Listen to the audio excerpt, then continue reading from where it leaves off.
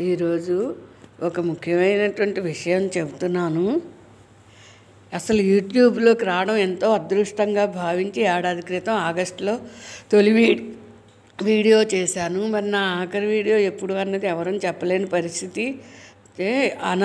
తీవ్ర అనారోగ్యం, తల తిరగడం, స్పృహ తప్పి పడిపోయాను. అప్పనపల్లి గుడిలో భగవంతుడు ప్రాణంతో మళ్ళీ బయటికి తెచ్చాడు. సో ఈ ఛానల్ ముఖంగా నేను చెబుతున్నటువంటి మంచి ఏంటి అంటే, 56 సంవత్సరాలు, ఇప్పుడు ఎల్లుండి 56వ పుట్టినరోజు వస్తుంది నాకు. మనిషి ప్రాణం పోవడం, బతకడం, పుట్టుక ఇవన్నీ కూడా సహజమే. నేను నా 56 సంవత్సరాల్లో లెక్చరర్ జాబ్ చేసి విద్యా సంస్థలకి ఎంతో సర్వీస్ మోటివే చేశాను తప్ప ఎవరు కడుపు నిండా సరిపడ్డ భోజనం కూడా జీతాలు ఇచ్చి పెట్టలేదు ప్రైవేటు సంస్థల వాళ్ళు. 2,1500 దీనికేమీ సరిపోయేది కాదు. 200 మెట్లెక్కి చేయడానికి కడుపు నిండా భోజనం సరిపోయేది కాదు. కాబట్టి ఏంటంటే ఈ విద్యా సంస్థలు ఉపకార ధోరణి. కరోనా వచ్చినప్పుడు ఎంతోమంది అయ్యో డబ్బు ప్రాణాన్ని రక్షించదే, ప్రాణాలు పోయి ఆస్తులు మిగిలే అనుకున్నారు.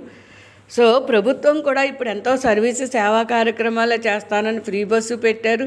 వైద్యం అన్నీ మెల్లిమెల్లిగా ప్రభుత్వం కూడా బాగానే చేస్తారు. రాష్ట్ర ప్రభుత్వాలు పరిపాలన అని కొంచెం ఏదో ఆశ ఆనందం ఉంది. ఇప్పటికీ ఫ్రీ ఇల్లు ఇస్తున్నారు ఇల్లు లేని వాళ్ళకి, అదొక ఆనంద విషయం మన ప్రస్తుత ప్రభుత్వం.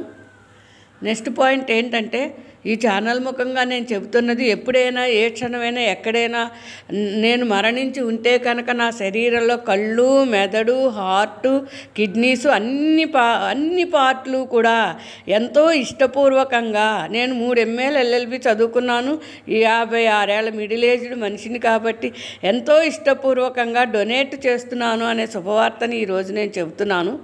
అంటే నేను 100 ఏళ్ల తర్వాత మరణించినా, 95కు మరణించినా నా అవయవాలన్నీ కూడా దానం చేస్తున్నాను.